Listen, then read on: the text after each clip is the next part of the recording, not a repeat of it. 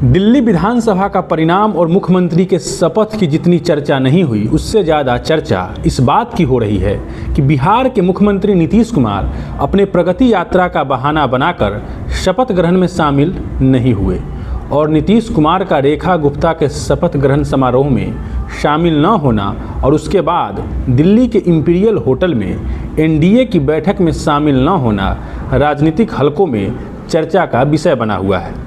बिहार के कुछ राजनीतिक पत्रकार और विश्लेषक एक तरह से बीजेपी को नीतीश कुमार के धमकी के तौर पर देख रहे हैं, खासकर तब जब राष्ट्रीय जनता दल से भी गाहे बगाहे नीतीश कुमार के फिर से महागठबंधन में शामिल होने की खबरों को हवा दी जाती है। हम आपको पूरा माजरा वीडियो में आगे बताएंगे कि दिल्ली के मुख्यमंत्री के शपथ ग्रहण में नीतीश कुमार के शामिल न होने का क्या मतलब है, खासकर तब जब देश में अगला चुनावी समर बिहार में सजने जा रहा है, जहां नीतीश कुमार और बीजेपी फिलहाल तो साथ हैं, लेकिन नीतीश बाबू के ट्रैक रिकॉर्ड को देखते हुए कुछ भी असंभव नहीं है, क्योंकि राजनीति संभावनाओं का ही तो खेल है जहां सब कुछ संभव है। नमस्कार, हमारा नाम निखिल है और आप जनता बोध देख रहे हैं। अभी जो कथा हम संक्षेप में बाँच रहे थे उसे जरा विस्तार देते हैं और समझते हैं कि नीतीश कुमार मोदी जी को क्यों धमका रहे हैं और आखिर नीतीश कुमार चाहते क्या हैं बीजेपी से। रेखा गुप्ता ने 20 फरवरी को दिल्ली के मुख्यमंत्री पद की शपथ ली और उनके शपथ ग्रहण समारोह में बीजेपी के तमाम बड़े नेता शामिल हुए। एनडीए गठबंधन के नेताओं की भी उपस्थिति रही। इनमें आंध्र प्रदेश के मुख्यमंत्री चंद्रबाबू नायडू, उप मुख्यमंत्री पवन कल्याण, एकनाथ शिंदे, अजीत पवार एनडीए नेताओं के तौर पर मौजूद रहे।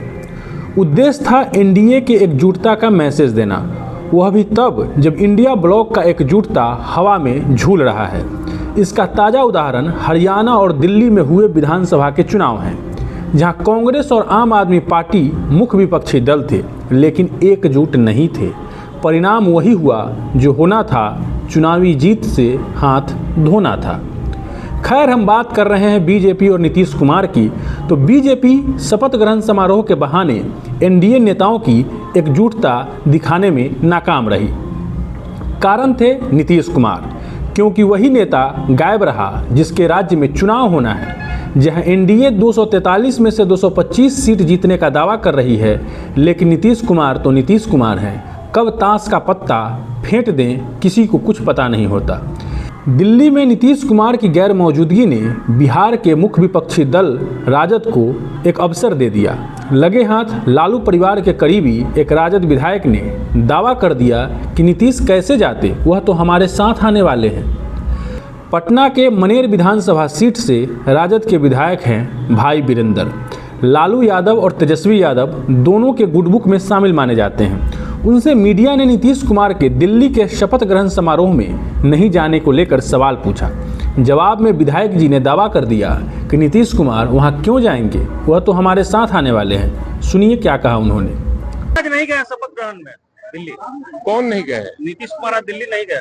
तो नीतीश कुमार जी तो हमारे साथ आने वाले हैं, तो कहाँ से जाएंगे वहाँ पे? यह पहली बार नहीं है जब भाई वीरेंद्र ने ऐसा दावा किया है।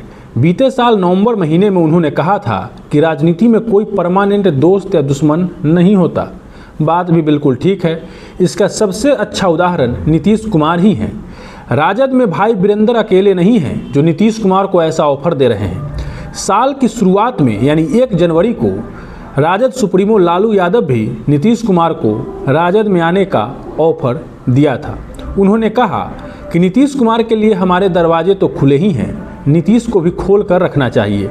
नीतीश अगर साथ आते हैं तो क्यों नहीं लेंगे, ले लेंगे साथ। वह आएँ, मिलकर काम करेंगे। वह हमेशा भाग जाते हैं, हम माफ़ कर देंगे।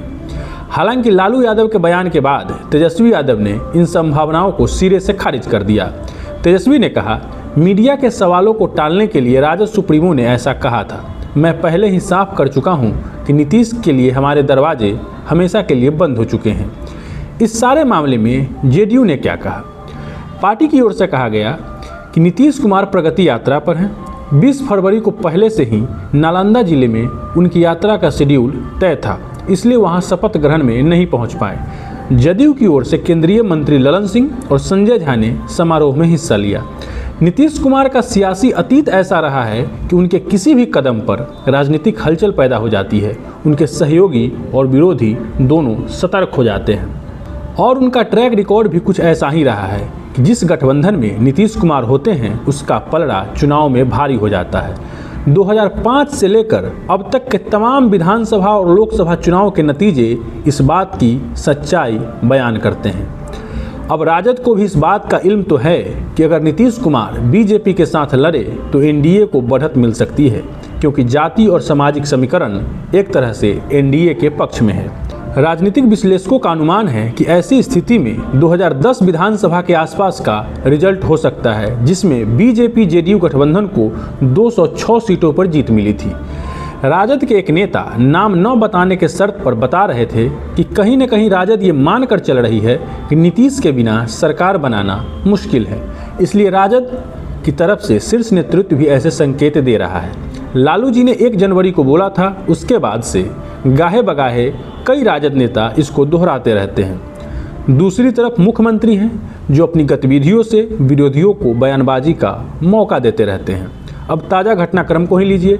नीतीश कुमार पिछले कुछ दिनों में 2 बार व्यक्तिगत कारणों से दिल्ली आए, लेकिन उन्होंने भाजपा के किसी नेता से मुलाकात नहीं की, जबकि बिहार में इसी साल चुनाव होना है। ऐसे में राजनीतिक विश्लेषक और विपक्षी दलों को कयास लगाने का अवसर मिल गया। मीडिया रिपोर्ट के मुताबिक नीतीश कुमार 16 फरवरी को दिल्ली आए थे। खबर चली कि वह प्रधानमंत्री से मिलकर दिल्ली जीत की बधाई देंगे, लेकिन ऐसा हुआ नहीं। दूसरा संकेत तब मिला जब रेखा गुप्ता के शपथ ग्रहण में आए एनडीए नेताओं की दिल्ली के इंपीरियल होटल में बैठक हुई। बैठक में चंद्रबाबू नायडू, एकनाथ शिंदे, अजीत पवार समेत तमाम एनडीए नेताओं ने शिरकत की। मीटिंग का उद्देश्य एनडीए की एकजुटता का मैसेज देना था। इस दौरान सभी नेताओं ने प्रधानमंत्री नरेंद्र मोदी के नेतृत्व में विश्वास जताया और आगामी चुनाव में उनके नेतृत्व में जाने का संकल्प लिया। लेकिन जिस राज्य में अगला चुनाव होना है वहीं का मुखिया इस मीटिंग में नदारद रहा। शायद इस कारण भी राजद ने नीतीश कुमार पर डोरे डालने शुरू कर दिए।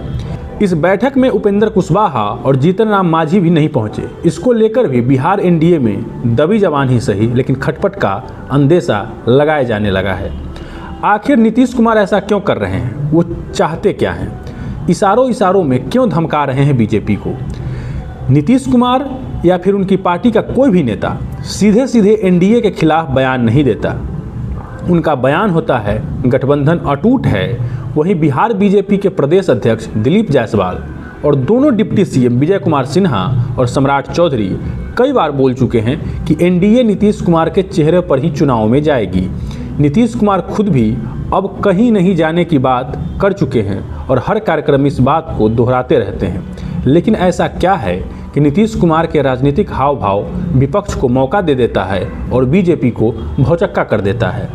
दरअसल मामला यह है कि नीतीश कुमार को अपनी सीट बढ़ानी है और बिना दबाव के फिर से मुख्यमंत्री बनना है, और वह इसके लिए बीजेपी की ओर से कंक्रीट कमिटमेंट चाहते हैं, ठोस वादा चाहते हैं। यानी प्रधानमंत्री नरेंद्र मोदी, गृह मंत्री अमित शाह या बीजेपी अध्यक्ष की ओर से ऑन कैमरा कमिटमेंट चाहते हैं। क्योंकि नीतीश कुमार यह बात जानते हैं कि बिहार के बीजेपी के किसी नेता की कोई राजनीतिक हैसियत नहीं है, क्योंकि फैसला तो दिल्ली में ही होना है। नीतीश कुमार के दबाव की राजनीति करने का सीधा मतलब है कि उन्हें भी डर सता रहा है कि भाजपा 2020 की तरह कहीं कोई खेल न कर दे, कहीं फिर से कोई चिराग खड़ा न हो जाए, कोई नया हनुमान खड़ा करके बीजेपी जदयू को डेंट न पहुंचा दे। नीतीश कुमार का डर भी जायज़ है। प्रशांत किशोर की सक्रियता और महाराष्ट्र में एकनाथ शिंदे प्रकरण से उनकी आशंका को बल भी मिलता दिखता है। इसलिए जदयू के लोग और नीतीश कुमार बीजेपी के शीर्ष नेतृत्व से ऑन रिकॉर्ड कमिटमेंट चाहते हैं कि नीतीश कुमार के ही नेतृत्व में चुनाव होगा और नीतीश जी ही मुख्यमंत्री होंगे, भले चुनाव के बाद नतीजे जो भी रहे। एनडीए के मुख्यमंत्री बिहार में नीतीश कुमार ही होंगे, बीजेपी को अधिक सीट आने के बावजूद। दूसरी तरफ फिलहाल जेडीयू और भाजपा गठबंधन मजबूत दिख रहा है। नीतीश कुमार की प्रगति यात्रा में बीजेपी के नेता उनके साथ दिख रहे हैं। एनडीए के प्रदेश अध्यक्षों और जिला अध्यक्षों की आपस में बैठक हो रही है। वहीं शीर्ष लेवल पर समन्वय का जिम्मा जेडीयू के संजय झा ने संभाल रखा है। लेकिन नीतीश कुमार की राजनीति और संभावना बिल्कुल एक साथ चलते हैं, पैरेलल चलते हैं और राजनीति संभावनाओं का खेल है, जैसा कि पहले मैंने कहा। और यहाँ कुछ भी असंभव नहीं है। कम से कम नीतीश कुमार की राजनीति को देखकर तो ऐसा ही लगता है। और नीतीश कुमार की जदयू में एक खेमा ऐसा भी है जो राजद के साथ गठबंधन के पक्ष में है। जदयू खेमे के राजद समर्थक ऐसा मानते हैं कि एनडीए के साथ लड़ने में बहुत अनिश्चितता है, बीजेपी का एतबार नहीं किया जा सकता। वहीं नीतीश अगर राजद के साथ जाते हैं तो सरकार बनाना ज़्यादा आसान होगा और कोई दबाव भी नहीं होगा। जदयू भी मजबूत होगी। वो इसके लिए 2015 के विधानसभा चुनाव का हवाला देते हैं। राजद के साथ गठबंधन के हिमायती लोगों का एक तर्क ये भी है कि अभी बीजेपी का अट्रैक्शन ज़्यादा है, उनके खेमे में लोग भी ज़्यादा हैं, जिनमें चिराग, उपेंद्र कुशवाहा, जीतन राम मांझी ऐसे लोग शामिल हैं। साथ में नीतीश कुमार के खिलाफ पिछले 20 साल का एंटी इनकम्बेंसी भी है और बीजेपी का वोट जदयू को ट्रांसफ़र होगा, इस पर सवाल भी है।